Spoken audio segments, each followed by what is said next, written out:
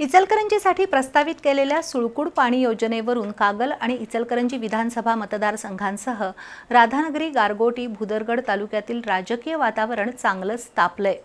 मात्र या प्रकरणी सामोपचाराने तोडगा काढण्यासाठी आपण प्रयत्न करू अशी ग्वाही जिल्ह्याचे पालकमंत्री दीपक केसरकर यांनी पत्रकारांशी बोलताना दिली। शिवाय पालकमंत्र्यांनी वादग्रस्त विधान प्रकरणी नामदार हसन मुश्रीफ यांची पाठराखण केली, तर माजी आमदार के.पी. पाटील यांनाही सबुरीचा सल्ला दिला। पश्चिम महाराष्ट्र देवस्थान व्यवस्थापन समितीच्या वतीनं पर्यटक, भाविक आणि नागरिकांसाठी 2 महत्त्वपूर्ण सुविधा उपलब्ध करून देण्यात आल्यात। त्याचा लोकार्पण सोहळा पालकमंत्री नामदार दीपक केसरकर यांच्या हस्ते झाला। त्यानंतर त्यांनी पत्रकारांशी संवाद साधला। 2 दिवसापूर्वी सुळकूड पाणी योजनेसंबंधी शासकीय विश्रामधाम इथं झालेल्या बैठकीकडे नामदार केसरकर यांचं लक्ष वेधण्यात आलं। या बैठकीत नामदार हसन मुश्रीफ यांनी इचलकरंजीला सुळकूड योजनेतून पाणी दिलं तर रक्तपात होईल असं विधान केलं होतं। कर्नाटकातील नागरिकांनी सुद्धा आपल्या तलवारी बाहेर काढाव्यात असं माजी आमदार के.पी. पाटील बोलले होते। त्याबद्दल नामदार केसरकर यांना विचारता त्यांनी कानावर हात ठेवले। आपण दोन्ही बाजूची माहिती घेत आहोत आणि या प्रश्नी सामंजस्याने तोडगा निघणं गरजेचं आहे असं सांगत नामदार केसरकर यांनी मंत्री मुश्रीफ यांची पाठराखण केली, तर माजी आमदार के.पी. पाटील यांनाही सबुरीचा सल्ला दिला। मला असं वाटतं की हे वाक्य स्वतः मुश्रीफ साहेबांनी म्हटलेलं नव्हतं, अशी मी चौकशी केली। दुसऱ्या कोणीतरी म्हटलेलं होतं या संदर्भात, परंतु कुठलाही जो प्रश्न असतो सामोपचारांनी सोडवायला लागतो। आपण बघितलं की कोल्हापूरच्या पाणी पुरवठा योजनेचे अनेक वर्ष या ठिकाणी पाणी येऊ शकलेलं नव्हतं। अत्यंत समजूतदारपणे त्यांच्या सगळ्यांच्या मीटिंग घेण्यात आल्या, तिथले प्रश्न सोडवले गेले आणि कोल्हापूरकरांचं पाणी हे आता थेट कोल्हापूरकरांना मिळायला सुरुवात झालेली आहे। ते आता विद्यमान आमदार नाही आहेत, त्यांना जर स्वतः तुम्ही विचारलं तर ते ह्याच्यावरची रिॲक्शन देऊ शकतील, परंतु अशी भाषा वापरली जाऊ नये हे सर्वसाधारणपणे प्रत्येकाने भान ठेवलं पाहिजे, संयम ठेवला पाहिजे।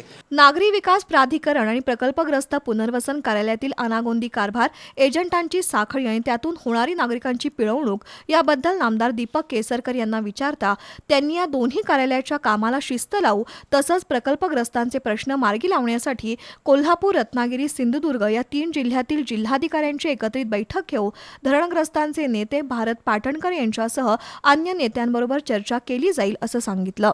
जे पुनर्वसनाचे प्रश्न आहेत या संदर्भात माजी पाटणकर जे पुनर्वसन आणि जे प्रकल्पग्रस्तांचं नेतृत्व करतात त्यांना मी आश्वासन दिलं होतं, काही कारणामुळे ही मीटिंग जरी प्रलंबित असली तरी लवकरात लवकर आपण ही मीटिंग घेऊ। अनेक प्रकल्प असे आहेत की त्याच्यामधल्या काही पुनर्वसन रत्नागिरी जिल्ह्यात होतं आहे, काही सांगलीमध्ये होतं आहे, काही कोल्हापूरमध्ये होतं आहे। त्याच्यामुळे ह्या सर्व जिल्हाधिकाऱ्यांना एकत्र बोलून, पुनर्वसन अधिकाऱ्यांना एकत्र बोलून अशी मीटिंग मी येत्या 15 दिवसामध्ये त्या ठिकाणी घेईन। पक्षांतर बंदी कायद्यात दुरुस्ती झाली पाहिजे अशी अपेक्षा श्रीमंत छत्रपती शाहू महाराज यांनी व्यक्त केली होती।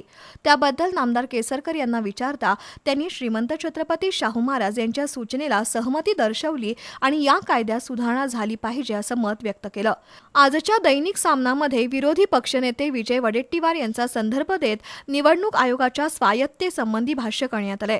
त्याविषयी बोलताना नामदार दीपक केसरकर यांनी वडेट्टीवार हे मोठे नेते आहेत, त्यामुळे त्यांच्याविषयी काही बोलणार नाही, मात्र निवडणूक आयोगासारख्या घटनात्मक संस्थांबद्दल बोलताना सर्वांनी भान राखलं पाहिजे असं मत नोंदवलं। विरोधी पक्षाच्या आमदारांना निधी दिला जात नाही अशी तक्रार होत असते, पण हे विधान सुद्धा नामदार दीपक केसरकर यांनी खोडून काढलं।